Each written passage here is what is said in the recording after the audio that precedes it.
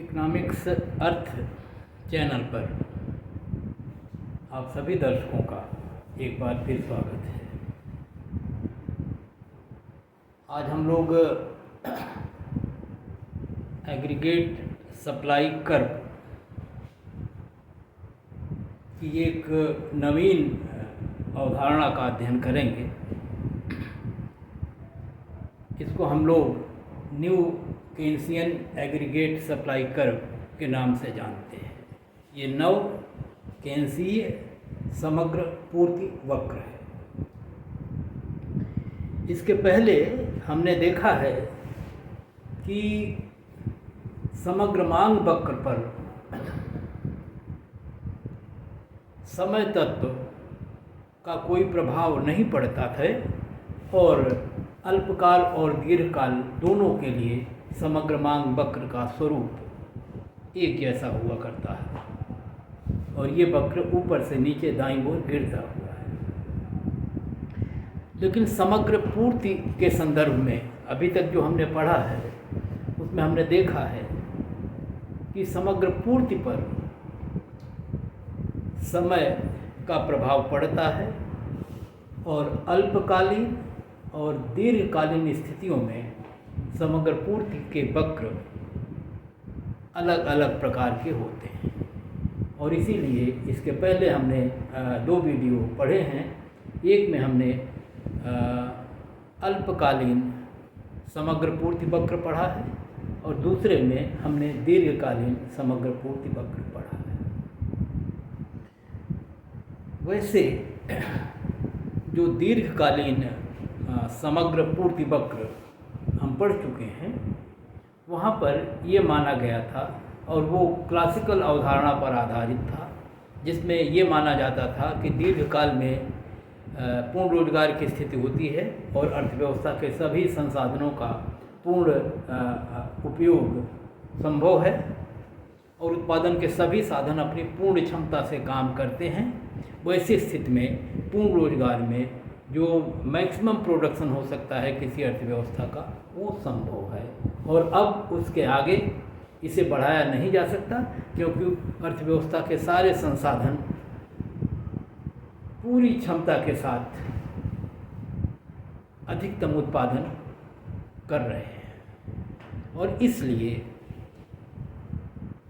मूल्य स्तर और समग्र उत्पादन, जिसे हम यहाँ राष्ट्रीय आय कह सकते हैं, के मध्य जो संबंध है उसमें समग्र पूर्ति का जो वक्र है वो वर्टिकल होता है, लंबवत होता है।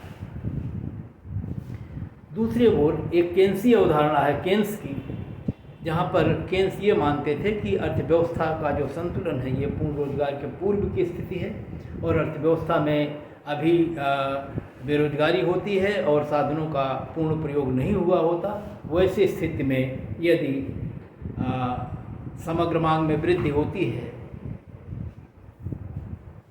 और जिसके कारण मूल्य स्तर में वृद्धि होगी, और हम यहाँ मूल्य स्तर में वृद्धि और समग्र पूर्ति के संबंधों का अध्ययन कर रहे हैं, इस रूप में हम कह सकते हैं कि जब मूल्य स्तर में परिवर्तन होता है तो तदनुरूप समग्र पूर्ति को बढ़ाना संभव होता है, क्योंकि अर्थव्यवस्था में अभी अप्रयुक्त उत्पादन क्षमता अनयूटिलाइज्ड कैपेसिटी जो है उपलब्ध होती है। और इस रूप में उन्होंने कहा था कि अल्पकाल में जो पूर्ति वक्र है वो क्षैतिजीय होता है, हॉरिजॉन्टल होता है।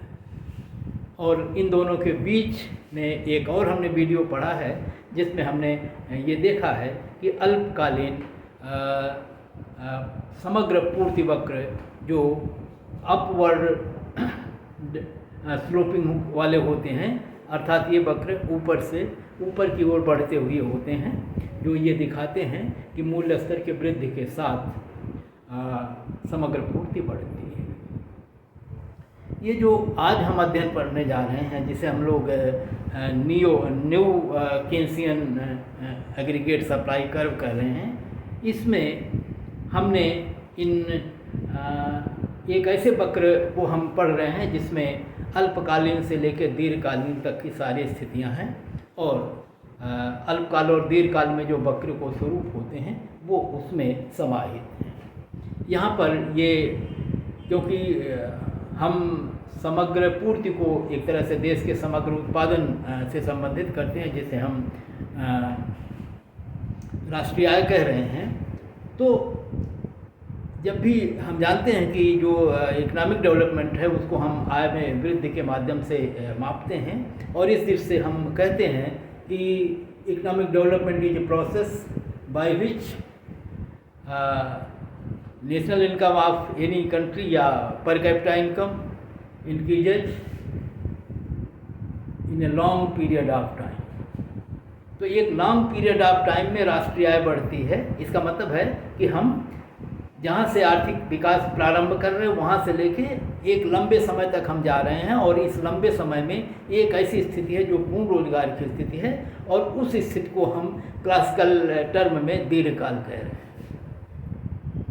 इसका मतलब जब हम प्रारंभ करते हैं तो इधर से ये स्थितियाँ दीर्घकालिक नहीं हैं, धीरे धीरे धीरे जब बढ़ते चले जाते हैं ये दीर्घकाल आता है, और इस प्रकार से ये स्थिति को हम राष्ट्रीय आय जो वृद्धि है और जिसमें एक लंबा समय लगता है, और इस लंबे समय में अल्पकाल की स्थितियां हैं और कई अल्पकाल मिलते अंततः दीर्घकाल की स्थिति उत्पन्न होती है। और अगर इस राष्ट्रीय आय के इस समय के साथ बढ़ते हुए आप कह सकते हैं कि मात्राओं के साथ हम मूल्य स्तर को संबंधित करें तो हम समग्र पूर्ति वक्र का एक आकार देख सकते हैं। तो इस स्थिति में जब हम राष्ट्रीय आय समय के साथ उस पर बढ़ते हैं और पूर्ति से उसे संबंधित करते हैं, तो जो वक्र का स्वरूप होता है, इस वक्र के स्वरूप में एक ऐसा वक्र निखर के हमारे सामने आएगा जो उसका कुछ अंश अल्पकालिक होगा और कुछ दीर्घकालिक होगा। और इस प्रकार से उसी तरह से जैसे समग्र मांग के वक्र एक हुआ करते थे अल्पकाल और दीर्घकाल दोनों के लिए, वैसे एक वक्र हम खींच सकते हैं या देख सकते हैं जो दोनों कालों से संबंधित होगा। और इसी वक्र को हम कह रहे हैं कि ये न्यू कीन्सियन एग्रीगेट सप्लाई कर्व है। तो हम पहले उस एक वक्र को आपको दिखा दें, फिर हम और व्याख्या करते हैं। ये जो फिगर ए है, पहला जो चित्र है, इस चित्र में एक वक्र हमने बनाया हुआ है, और ये वक्र का स्वरूप आप देख रहे हैं कि ये वक्र पहले बढ़ रहा है आगे, और फिर आगे बढ़ते बढ़ते बढ़ते ये ऊपर की ओर जा रहा है। और उसकी स्थितियां अगर आप देखेंगे तो हमने 3 भागों में इसे बांटा हुआ है। एक भाग है y1 तक, दूसरा y2 तक, और अंतिम है yf। yf का मतलब यहाँ है कि level of income at full employment. f जो है वो फुल एम्प्लॉयमेंट को डिनोट कर रहा है, और इस x अक्ष पर जो है राष्ट्रीय आय की मात्रा या राष्ट्रीय आय को प्रदर्शित किया गया है, और y अक्ष पर जो है वो सामान्य मूल्य स्तर है, जिसे हम सरलता के रूप में प्राइस लेवल या मूल्य स्तर कह रहे हैं।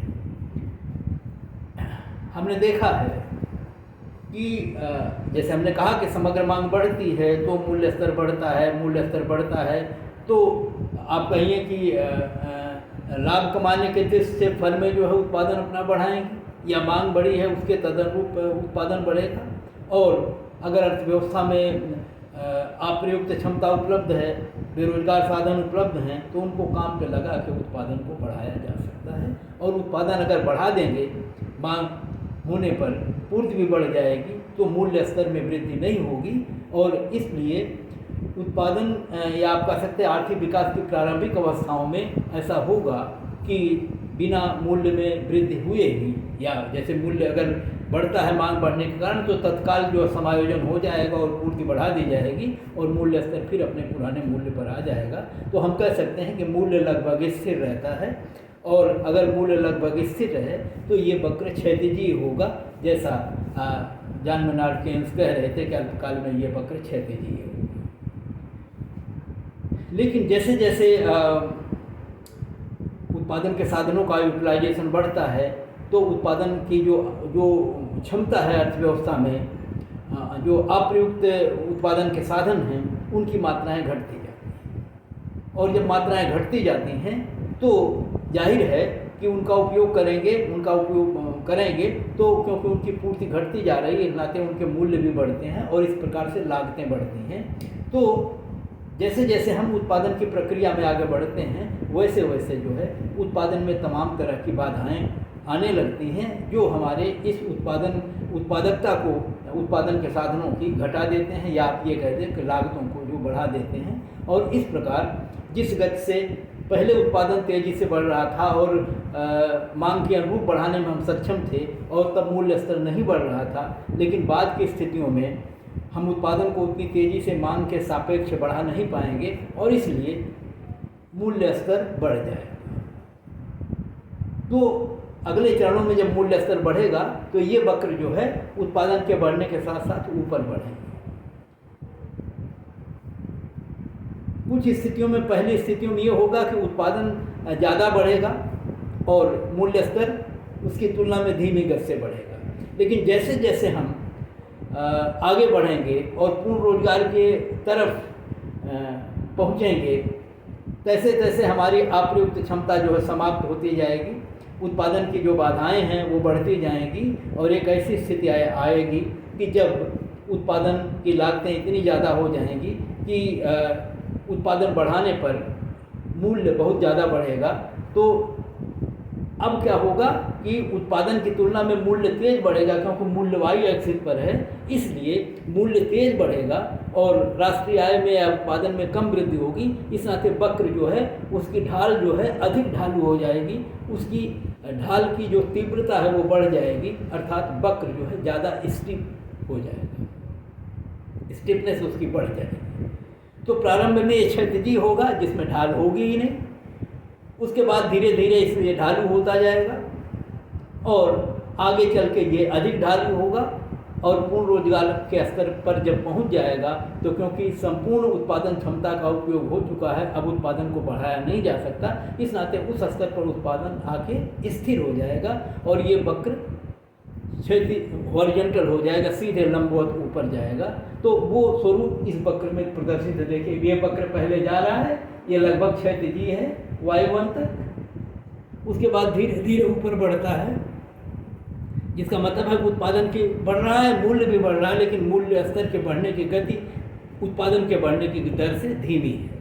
लेकिन इसके बाद अगर y2 के बाद आप जाएंगे तो ये दरें धीरे धीरे और तीव्र होती हैं और होते होते इस बिंदु तक जाते जाते ये पूरी स्टीप हो जाता है, खड़ा हो जाता है ये वक्र।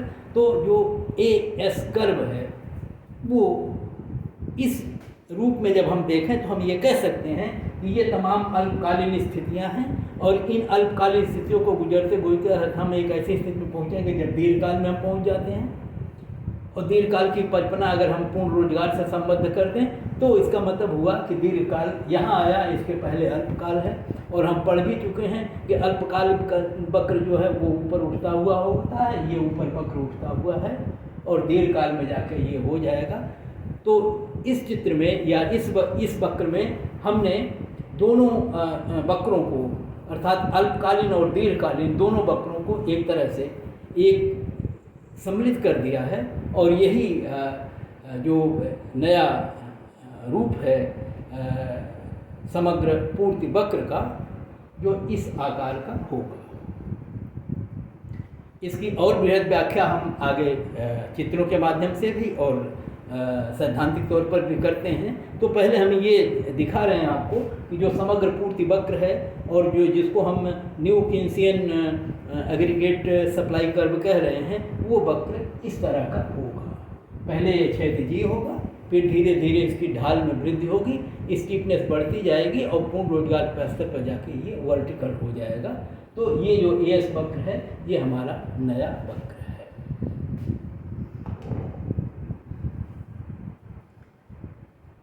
यहाँ अब हम ये उल्लेख कर दें कि ये पूर्ति हमें बढ़ाने की ज़रूरत क्यों पड़ती है। तो हम जान रहे हैं कि अर्थव्यवस्था में जो जनसंख्या बढ़ती है, वस्तुओं सेवाओं की मांग बढ़ती है और लोगों के जीवन स्तर को और पहले की तुलना में बेहतर बनाना हमारा लक्ष्य होता है। इसलिए हम उत्पादन को बढ़ाने का प्रयास करते हैं और यथासंभव ये प्रयास हो और जितने ही ज़्यादा हम संसाधनों का उपयोग करेंगे उतनी ही लोगों के जीवन स्तर एक तरह से बेहतर होंगे। और इस प्रयास में सारी सरकारें और सारे लोग लगते हैं।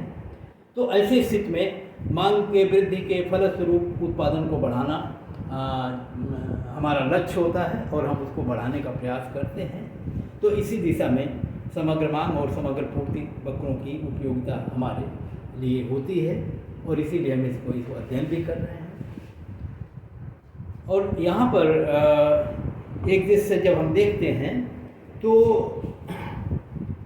ये जो एवरेज एग्रीगेट सप्लाई कर्व है, और अगर हम पीछे के वीडियो में जाएं और हम देख चुके हैं कि एग्रीगेट जो ये सप्लाई कर्व है ये श्रमिक की मात्रा पर निर्भर करती है, पूंजी की मात्रा पर निर्भर करती है, प्राकृतिक संसाधनों की उपलब्धता पर निर्भर करती है और टेक्नोलॉजिकल प्रोग्रेस पर निर्भर करती है। इसके साथ ही साथ अब तक हम लोग पढ़ चुके हैं कि जो जिस मूल्य की प्रत्याशा फर्में करती हैं कि जब ये वस्तुएं हम बनाएंगे तो ये वस्तुएं कितने मूल्य पर बनेगी, उन प्रत्याशाओं पर भी ये उत्पादन या समग्र पूर्ति का आकार निर्भर करता है। अगर उनको ऐसा लगता है कि लाभ मूल्य ज़्यादा मिलेंगे और हमारे लाभ बढ़ेंगे, ऐसी प्रत्याशा होती है और वो परिस्थितियों या देश की आर्थिक स्थितियों को देखकर वो अनुमान इसका लगाते हैं, तो ये जो मूल्य की प्रत्याशाएं हैं वो भी इस समग्र पूर्ति वक्र को प्रभावित करती हैं। इसी प्रकार जो समग्र मांग है वो बढ़ती है और बढ़ने के पीछे तमाम और नीतियां होती हैं, जैसे जो मौद्रिक नीतियां हैं सरकार की, जो सरकार की फिस्कल पॉलिसी राजकोषीय नीतियां हैं, सरकारी व्ययों के माध्यम से, सरकारी ऋणों के माध्यम से, सरकारी कर नीति के माध्यम से, और मुद्रा की जो मौद्रिक स्थितियां हैं उसमें मुद्रा की मात्रा या पूर्ति में परिवर्तन के माध्यम से, साख सुविधाओं के विस्तार के माध्यम से, ब्याज दरों में परिवर्तन करके, ये तमाम स्थितियों से हम समग्र मांग को प्रभावित करके और इसी रूप में उत्पादन को बढ़ाने की प्रक्रिया हमें मिलती है। तो ऐसे स्थिति में, और ये जो सारे तत्व हैं, ये तत्व और इनके इतर अन्य भी कई तत्व या जो तत्व इन सारे तत्वों को निर्धारित करते हैं, वो सब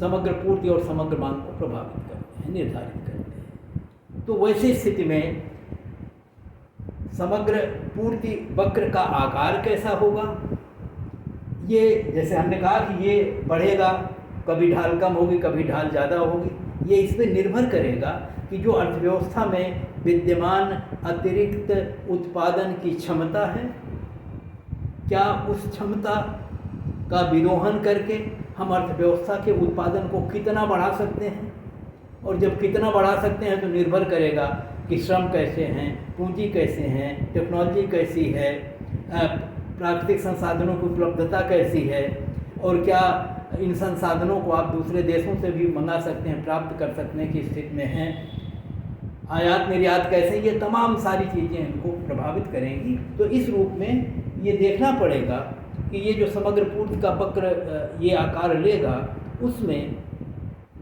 अर्थव्यवस्था में जो उत्पादन के बढ़ाने की जो रुचिशीलता है, जिसको हम फ्लेक्सिबिलिटी कहते हैं, वो कितनी है। कहीं रिजिड तो नहीं है। रिजिड होने का मतलब हुआ उत्पादन को बढ़ाना कठिन हो जाता है, जैसे पूर्ण रोजगार के स्तर पर होता है। लेकिन इसके पहले की स्थितियों में ये रिजिडता कम होती है और अर्थव्यवस्था फ्लेक्सिबल होती है, और इसी आधार पर ये भी निर्भर करता है कि किस तरह की प्रत्याशाएं फर्मों की हैं भविष्य के प्रति, और किस तरह के मांग की वो प्रत्याशा करते हैं, उनकी वस्तुएं बिकेंगी, कैसे बिकेंगी। तो ये तमाम चीज़ें जो हैं इनको प्रभावित करती हैं, और इस रूप में ये समग्र पूर्ति का वक्र है।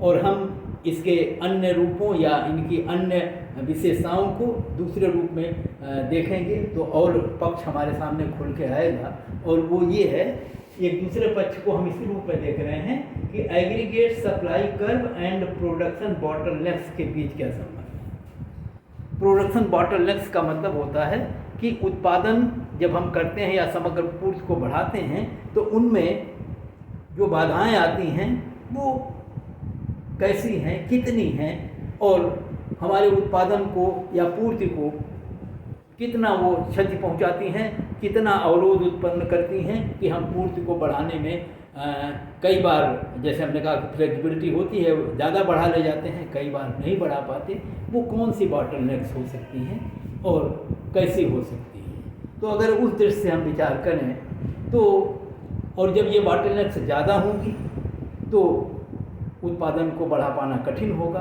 और जब ये कम होगी तो उत्पादन को बढ़ा पाना आसान होगा। और ये बॉटलनेक्स मुख्य रूप से जो सबसे प्रमुख कारण हो सकता है वो जो उत्पादन की क्षमता जो अर्थव्यवस्था के भीतर विद्यमान है उस पर बहुत ज़्यादा निर्भर करेगी। और इस दृष्टि से अगर हम देखते हैं तो इस दूसरे वक्र जो बी वक्र है उसमें हमको इस स्थिति को दिखा रहे हैं। हमारा एएस कर्व वैसे ही है, और हम लोग जानते हैं कि संतुलन के बिंदु वहाँ होते हैं जहाँ पर एग्रीगेट डिमांड कर्व और एग्रीगेट सप्लाई कर्व एक दूसरे को काटेंगे, दोनों बराबर होंगे, और उस बराबरी के आधार पर जो उत्पादन का स्तर और जो मूल्य स्तर निर्धारित होगा वही संतुलन के स्तर होंगे। और इस वक्र पर अगर हम बढ़ के देखें तो हम पाएंगे कि देखिए, ये अगर हम कह सकते हैं चित्र में एएस वक्र है और हमने 5 एग्रीगेट डिमांड कर्व बनाए हैं, और क्रमशः एग्रीगेट डिमांड कर्व को हमने शिफ्ट किया हुआ है ऊपर, जो ये प्रदर्शित कर रहा है कि डिमांड कर्व में जो है वो निरंतर वृद्धि होती जा रही है। और इसके निरंतर वृद्धि होने का मतलब हुआ कि मांग बढ़ रही है, और इस बढ़ी हुई मांग को हमें पूरा करना है, और इसको हम पूरा करने में कितना सक्षम हैं। तो इस स्थिति में यदि हम यहाँ देखने का प्रयास करें तो AD1 जो है इस वक्र को जहाँ काट रहा है, यहाँ इस बिंदु पर जो राष्ट्रीय आय निर्धारित है OY1 है, और मूल्य जो है OP1 है। और अब हमने एक दूसरा वक्र बनाया है AD2 जो बता रहा है कि समग्र मांग बढ़ गई है अब, और समग्र मांग बढ़ने पर यह वक्र दाईं जाता है। पहले हम पढ़ चुके हैं ISLM वक्र के माध्यम से कि शिफ्टिंग कैसे इसमें होती है, और जब ये दाएं बढ़ता है तो समग्र मांग बढ़ती है। तो समग्र मांग जब बढ़ेगी तो उसको पूरा करने के प्रयास होंगे, और उस प्रयास में उत्पादन को बढ़ाया जाएगा। और हम कह रहे हैं कि इस नए संतुलन बिंदु पर उत्पादन Y1 से बढ़ के Y2 हो जाता है, और जब ये उत्पादन बढ़ता है तो मूल्य में भी थोड़ी वृद्धि होती है, और ये P1 से बढ़ के P2 हो जाता है। अभी हमने देखा है कि प्रारंभिक अवस्था कुछ दूर ये क्षेत्र जी था, उसके बाद धीरे धीरे उत्पादन बढ़ने के साथ मूल्यों में वृद्धि होती है। तो वो जो प्रारंभिक स्थिति वहाँ दिख रही है, और जहाँ हम देख रहे हैं कि उत्पादन ज़्यादा बढ़ा है और मूल्य में जो वृद्धि है वो कम हुई है। इसका मतलब है उत्पादन की बाधाएं अभी कम हैं, और उत्पादन क्षमता अर्थव्यवस्था में विद्यमान है। इसलिए उत्पादन में वृद्धि जितनी हुई है उस संदर्भ में मूल्य में वृद्धि नहीं हुई है या कम हुई है। लेकिन जब हम आगे बढ़ते हैं तो हमने कहा प्राकृतिक संसाधनों का विदोहन बढ़ता जाता है, और आगे भी मजदूरियाँ बढ़ेंगी, कच्चे मालों के दाम बढ़ेंगे, ये सब होगा तो लागतें बढ़ेंगी, तो और भी बाधाएं उत्पन्न होना शुरू हो जाएंगी। एक तो उपलब्धता उनकी कम है, और दूसरे उनके मूल्य भी बढ़ेंगे, और वैसे स्थिति में लागतें बढ़ेंगी। और अगले चरणों में यदि हम इस वक्र पर बढ़ेंगे तो देख रहे हैं जब इससे और आगे जाते हैं AD3 पर, तो उत्पादन Y2 से बढ़ के Y3 होता है, और मूल्य स्तर अब की बार देखिए उत्पादन घटा दिख रहा है, लेकिन मूल्य स्तर में ज़्यादा वृद्धि हो रही है। अब की बार इस चित्र के अनुरूप भी अगर आप देखोगे तो इसमें वृद्धि ज़्यादा हुई। इसका मतलब है कि मूल्य स्तर में जो वृद्धि है वो पहले की अपेक्षा अब तेज़ी से होने लगी है, और इसीलिए हो रही है क्योंकि उत्पादन की बाधाएं उत्पादन बढ़ाने के साथ बढ़ती जा रही हैं। और जब हम और आगे बढ़ते हैं तो आप पाते हो कि उत्पादन जो है D3 से D4 पर जब जाता है तो आय में वृद्धि होती है Y3 Y4, और मूल्य में वृद्धि हो गई। देखिए ये निरंतर वृद्धियां बढ़ती जा रही हैं, और ये वृद्धियां निरंतर घटती जा रही हैं, जिसका मतलब हुआ कि उत्पादन में बाधाएं आ रही हैं, लागतें उनकी बढ़ रही हैं। उत्पादन अब उतनी तेज़ी से बढ़ाया नहीं जा सकता जितना तेज़ी से पहले बढ़ रहा था, और इसलिए मूल्य में तेज़ी से वृद्धियाँ होती जा रही हैं। तो जैसे जैसे हम पूर्ण स्तर की ओर बढ़ेंगे वैसे वैसे मूल्य तेज़ी से बढ़ेगा और ये वक्र का स्वरूप जो है अधिक ढाल वाला होता चला जाएगा।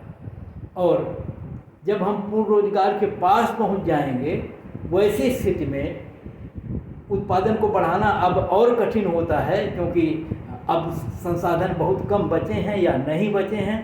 और वैसे स्थिति में अगर हम उत्पादन बढ़ाने का प्रयास करते हैं तो लागतें ज़्यादा बढ़ती हैं, मूल्य ज़्यादा बढ़ते हैं, उत्पादन कम बढ़ता है। और वैसे स्थिति देख सकते हैं Y4 से YF, एफ जो लिखा हुआ YF का मतलब है कि राष्ट्रीय आय का वो स्तर जो पूर्ण रोजगार से संबंधित है, फुल एम्प्लॉयमेंट से। और उसके नज़दीक जब हम पहुंचते हैं तब उत्पादन में थोड़ी सी वृद्धि भी करते हैं तो मूल्य स्तर में बहुत ज़्यादा वृद्धि होती है। और इस प्रकार से ये बॉटलनेक्स जो हैं, उत्पादन में जो बाधाएं हैं, ये जैसे जैसे हम बढ़ते हैं अल्पकाल से दीर्घकाल की ओर, अल्प रोजगार से पूर्ण रोजगार की ओर, वैसे वैसे ये बाधाएं बढ़ती जाती हैं।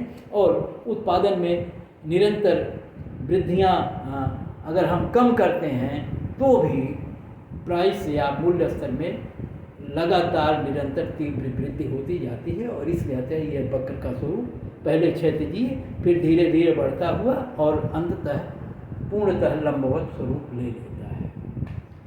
अब एक तीसरी स्थिति है जिसको हम कहते हैं effect of side of output gap.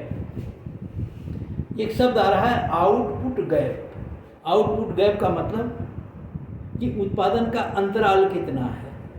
अब प्रश्न उठता है कहाँ से अंतराल, किस से अंतर हम देखें। तो सरलतम रूप में हम इसको कहते हैं कि जो हमारा पूर्ण रोजगार का स्तर से संबंधित राष्ट्रीय आय या उत्पादन है उससे हम कितना दूर हैं। अभी हमने देखा कि हम जितना ही दूर होंगे उतना ही उत्पादन तेजी से बढ़ाने की स्थिति होती है, क्योंकि अतिरिक्त उत्पादन क्षमता अर्थव्यवस्था में विद्यमान होती है। तो वैसी स्थिति में ये गैप पर निर्भर करेगा कि हम कहाँ पे हैं, उत्पादन कर रहे हैं और हम पूर्ण रोजगार स्तर से कितने दूर हैं। और इस गैप को देखने के लिए हम जो फुल एम्प्लॉयमेंट से संबंधित उत्पादन है उसमें से करंट जो हमारा वर्तमान उत्पादन उसको घटाते हैं। और इस रूप में अगर हम ये देखें इस तीसरे चित्र में तो हम ये देख सकते हैं कि ये फुल एम्प्लॉयमेंट वाला ये उत्पादन है YF।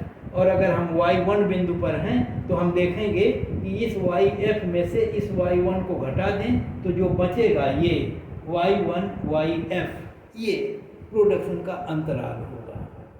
और अगर हम और आगे बढ़ते हैं तो ये अंतराल घटता जाएगा, क्योंकि Y2 घटाएंगे तो और कम हो जाएगा, Y3 घटाएंगे तो और कम हो जाएगा। और इस चित्र से ये चीज़ और निकल के सामने आ रही है कि ये जो अंतराल है, हम जो आर्थिक विकास की प्रक्रिया है उसमें हम हैं कहाँ।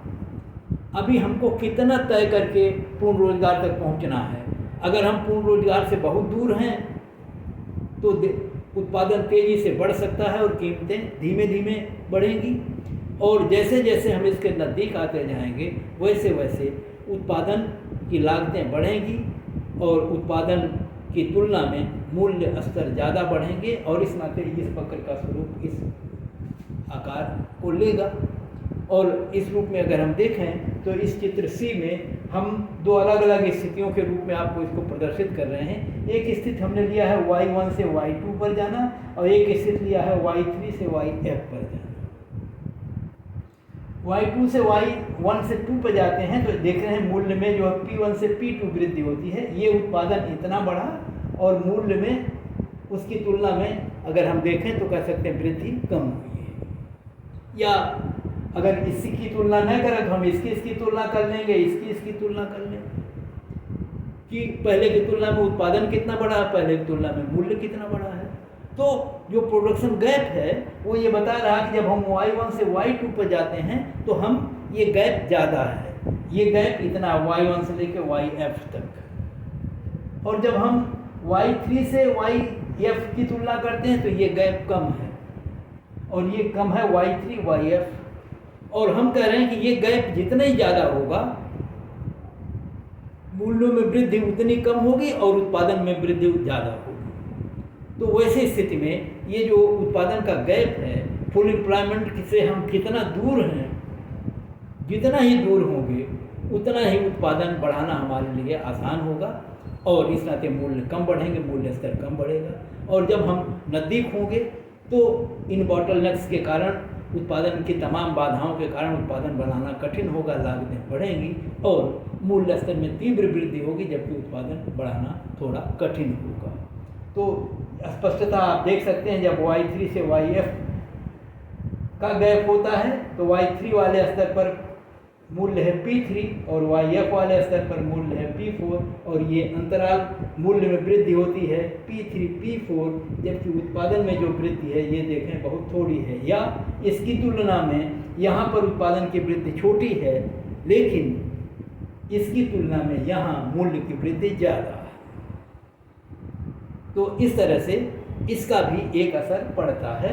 तो अब इन तीन चित्रों के माध्यम से इस वक्र की लगभग एक तरह से पूर्ण व्याख्या हम कर सकें और उनके माध्यम से उन तमाम चीज़ों को भी समझ सके कि पूर्ण रोजगार से दूरी पर हम कितने हैं, आर्थिक विकास की प्रक्रिया में हम कहाँ हैं। जितना पूर्ण रोजगार से दूर होंगे उतना ही उत्पादन बढ़ाना आसान होगा और जितना नज़दीक होंगे उतना बढ़ाना कठिन होगा।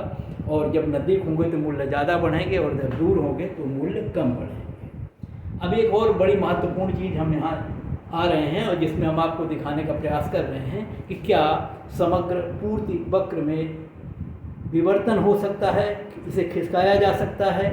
और विवर्तन होने का मतलब ये हुआ, अभी जैसे हम कह रहे हैं कि अब पूर्ण रोजगार के स्तर पर जब हम यहाँ पहुँच जाते हैं तो उत्पादन को बढ़ाना संभव नहीं होता, तो क्या इसे बढ़ाया जा सकता है। और अर्थशास्त्र में यहाँ का तो विषय नहीं है क्योंकि समय नहीं है, सप्लाई साइड इकोनॉमिक्स है जिसमें हम पूर्ति पक्ष पर ज़्यादा जोर देते हैं। और पूर्ति पक्ष पर जो काम किया है जिन अर्थशास्त्रियों ने, उनका कहना है कि पूर्ति पक्ष को अर्थात इस समग्र पूर्ति को बढ़ाया जा सकता है और इस पूर्ति वक्र को सप्लाई कर्व को दाईं तरफ शिफ्ट किया जा सकता है। और शिफ्ट उन्हीं स्थितियों में होगा जब जो तत्व इसको निर्धारित करते हैं, जैसे हमने कहा श्रम, जैसे हमने कहा पूंजी, तो अगर श्रम की मात्रा बढ़ जाए तो बढ़ेगी कैसे।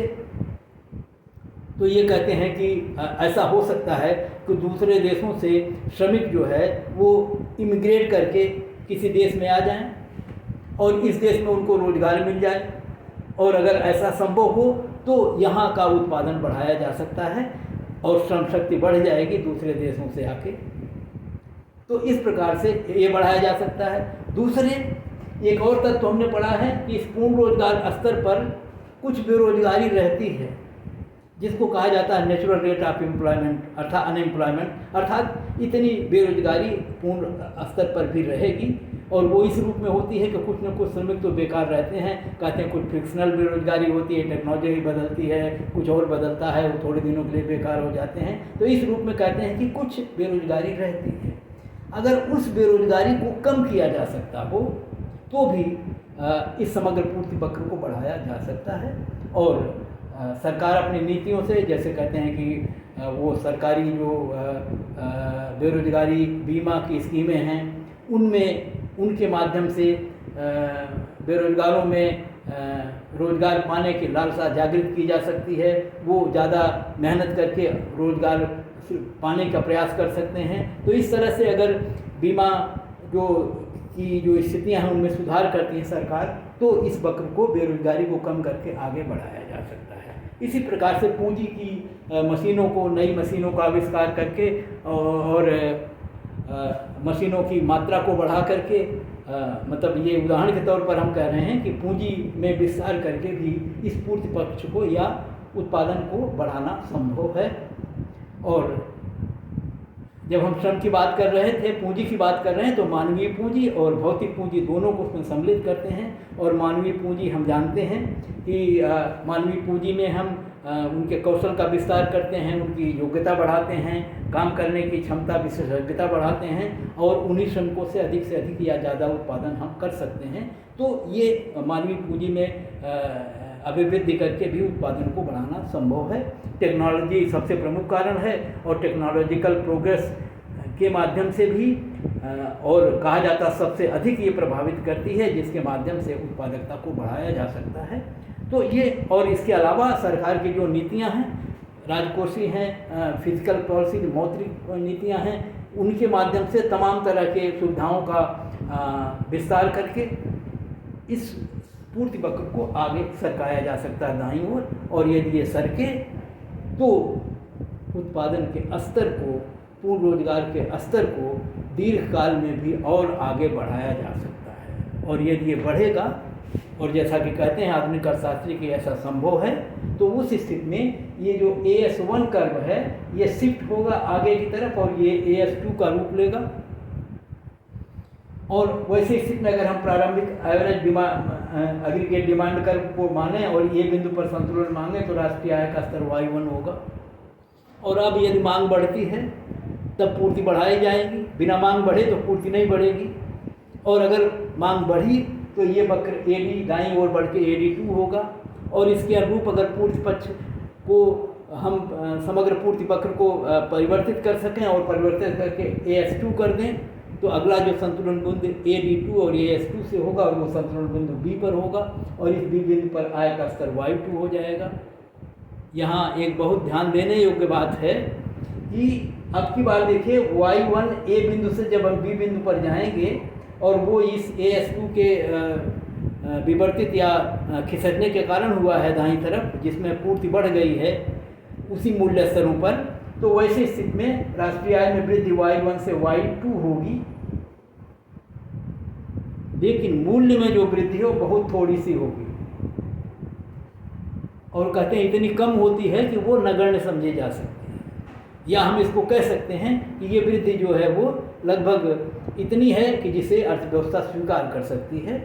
और इस प्रकार से अगर समग्र पूर्ति वक्र को आगे खिसकाया जा सके तो अर्थव्यवस्था को एक स्थिर विकास दर पर मेंटेन रखा जा सकता है।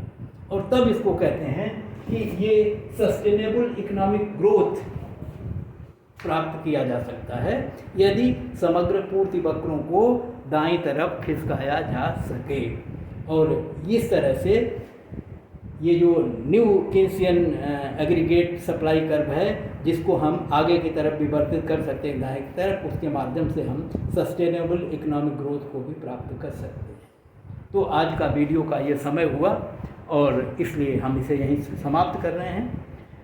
अगली बार नए वीडियो के साथ फिर आपके समक्ष प्रस्तुत होंगे। अभी इसका भी कुछ हिस्सा छूटा हुआ है, मतलब इस सब्जेक्ट का, तो हम आगे देखेंगे।